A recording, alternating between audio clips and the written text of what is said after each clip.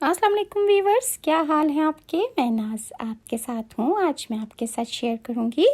کہ حضور صلی اللہ علیہ وآلہ وسلم جب ضد کر کے ابو طالب کے ساتھ شام کے سفر کے لیے روانہ ہو گئے اور تجارت کے لیے گئے، تو راستے میں آپ کو ایک عیسائی نے دیکھا اور اس نے حضرت ابو طالب سے کہا کہ اس بچے کو واپس لے جاؤ، کہ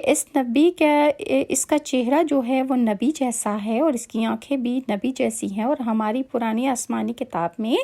جو نبی آخر الزماں کی نشانیاں تھیں وہ تمام مجھے اس بچے میں نظر آ رہی ہیں۔ اس بچے کو جلدی واپس لے جاؤ اور اس کی حفاظت کرو، اس سے پہلے کہ کوئی یہودی اسے دیکھ لے اور اسے اس میں وہ نشانیاں نظر آ جائیں جو مجھے نظر آ رہی ہیں، تو یہودی اس کو قتل کر ڈالیں گے۔ قریش کے لوگ اکثر بحیرہ کے پاس سے گزرتے، حضرت عیسیٰ علیہ السلام کے زمانے